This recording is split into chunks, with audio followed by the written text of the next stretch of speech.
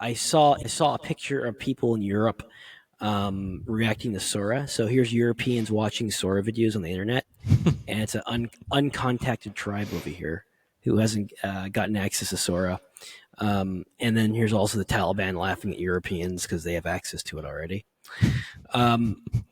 Next thing, Notebook LM audio overview is great, but if we could ditch the NPR metrosexual reading Harper's Magazine while eating avocado toast voice style and switch to self-deprecating, relatable, and concise podcaster mode.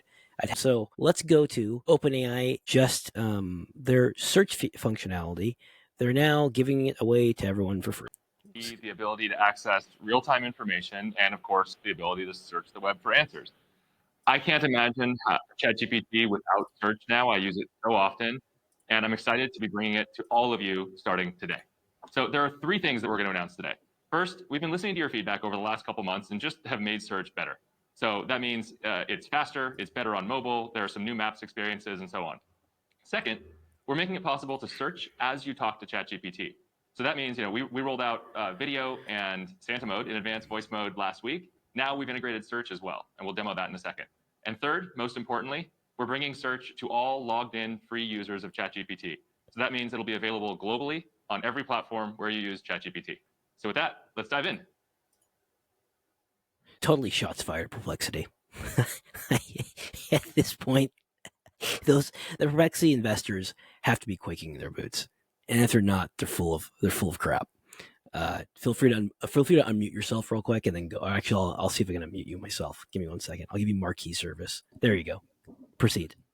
I thought you did a really good job describing this last time when you listed the raw number of users for, OpenAI versus Anthropic and Perplexity. Oh, you're making this brown man blush when I get a compliment from you. Continue, Joe. I mean, it's just such a crazy power law. Mm-hmm. How many people they have, how many users they have, and the level of engagement they're getting. I could imagine them easily rolling over a company like Perplexity if they just do a good job. Right. And maybe even not as good of a job as Perplexity's done. I mean, it's sad to say that, but that often happens. The other thing that's interesting here is going back to where we started with the legal case and copyright law. This is a perfect example where if you were the New York Times and you were smart, you would jump on this immediately, and you would try to be one of the places that OpenAI routinely searched whenever it was looking for information. Right. Exactly. You're like, hey, I'll be like Axel Springer and the rest of the news media companies that signed a deal. They're probably like, oh, OpenAI is paying us for this. Well, it's crazy that they're getting paid for that. Yeah. Okay. Go back to Sam and be like, you really got a good deal by only giving us $3 million. And then when the meeting's over, like popping champagne, like we would have paid them to be on the search result. Exactly. They should be paying. I mean, the publishers should be paying. If ChatGPT references them routinely in its answers, it makes them look like a more authoritative source. And then if it encourages users to follow those links, those users are becoming viewers, readers, customers. Exactly. And that's what you want. I did a tweet that kind of summarized my thoughts on this. They keep on making it sound like OpenAI and Google Gemini and Anthropic are neck and neck. But I wrote on my Twitter, OpenAI has 118 million daily visits versus Google Gemini 9 million and Anthropic 2.7 million. Now, here's the thing. Google is putting this try Gemini button across all of their properties. So if we go to google.com, let's share this tab. They haven't, not here yet, but I suspect when things get desperate, you're going to see it up here. But you're seeing it over most of their major properties. And Google gets billions per day of visits. And the best they can get to Gemini is around like 9 million after just advertising across all of their properties. That's an embarrassment. And then Anthropic is at 2.7 million daily visits. And so when people try to say, oh, like, did you see Sonnet 3 point whatever? It improved on the MLU. Google, OpenAI is cooked. I just say, come back to me next week with the daily site visits, and that will tell the entire story. So what's sad is that Google is using, I'm going to read the tweet, is using almost every product it has to direct traffic to Gemini, but it's not moving the needle. We've seen this before when Facebook destroyed Google Plus, when AWS trounced Google Cloud, and the best Google could do with the former is quit, and the later land in third place. Google has major execution issues, and novices say, hey, Google is really cooking now. Yes, anyone can copy what OpenAI is doing, but few can take risk like OpenAI and execute on new ground, which OpenAI is attempting to do on a daily basis. Google is paralyzed by communication issues, legal fear, employees worrying about their careers, etc. Google also has gigantic coordination tax issues, which prevents it from creating a cogent AI strategy for the consumer, and you're already seeing people jump ship. The leads from Notebook LLM left, and that was supposed to be their best product. They were celebrating. Sundar was celebrating Notebook LLM. Everyone was, and the product manager was like, "Peace, I'm out of here." If you would think if everyone loves your product, you'd be staying. You say, "I have Sundar's attention. I can do what I want." But that was probably a canary in the coal mine. Them realizing, no, actually, this project was launched despite Google, not because of Google. OpenAI has brand name recognition and is quickly building a bundle to gobble up its competition. When we look back at this period of time, three things will stand out as the reason why OpenAI won the consumer war. Courage to launch a novel product when Google and Anthropic leadership were afraid to. Two, OpenAI obtaining name brand recognition in consumer AI due to its top-tier product and alignment kook drama. Three, building a bundle where OpenAI API is product discovery for which businesses to absorb as features of the ChatGPT premium. If I was Google, I'd try to prevent OpenAI from nibbling away at search monopoly and work on integrating AI agents into shopping. If I was Anthropic, I'd push for an eventual acqui-hire by Amazon. So those are my views, Joe. Feel free to rip them apart. Let me know what you think. I agree with you on the way the shares have played out so far. Unless there's some kind of dramatic change in the momentum, the positions of the different companies in this segment, OpenAI is the winner.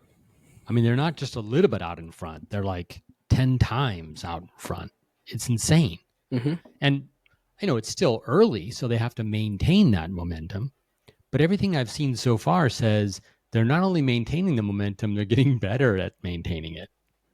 Mm-hmm. Sam is just putting on a masterclass in startup marketing. Going back to what we were talking about before, this idea of a company or versus a cause or a mission, that's the only part that I've seen so far that seems to be slowing OpenAI down.